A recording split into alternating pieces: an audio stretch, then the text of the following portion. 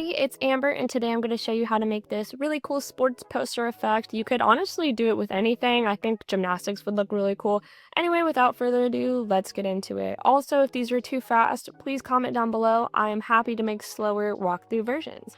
So, we are going to be starting off with a blank page. Pro is required for this one. We're going to go over to elements here on the left and type in paper hole. And then we're going to choose one that has a clear background. So they'll typically be the white ones, not the black ones like this one. And to test if it is clear, you can like change the background real quick and then you see it pokes through like that. So I like this one, and I'm just going to size it to fit the page like that. Perfect. And then we're going to choose our photo. For this example, I think soccer looks really cool, so I'm just going to remake what I already did. And I'm going to turn on the transparency just a little bit and size him to where I think it would look really cool of him popping out of the picture. But yeah, I just think that's easier so I can see the rip behind it. I'm going to turn him all the way back up. And then I'm going to duplicate the picture and move it so they are exactly on top of each other. And then I'm going to hit position and bring one of these boys in the back. So basically we're creating a little sandwich between the paper hole and the pictures of the boy. Now we're going to select the top layer, which should be a picture of your choosing, and you're going to hit background remover. Then we are going to adjust the layer by using the side tools, not the corner tools, and that will just make him look like he's popping out of the page. So you could leave it like this if you wanted to, but I think this text effect looks really cool, so we're going to go ahead and replicate that.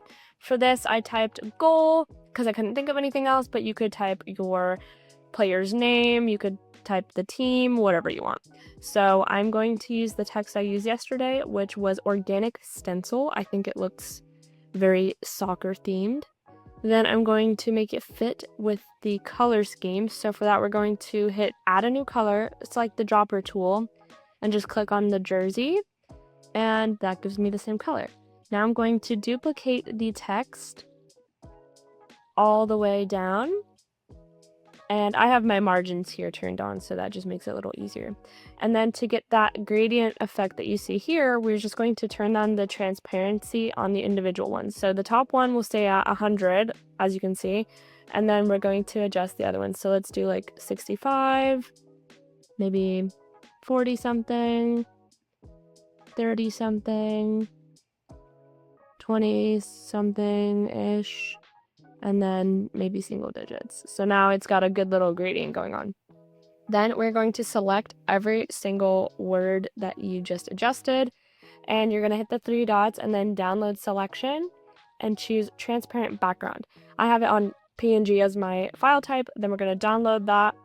And basically this is going to let you edit your text as a picture, which will be very practical. So we can go ahead and delete all of the text, and we are going to go to uploads and add the one that we just made and pop it into our picture.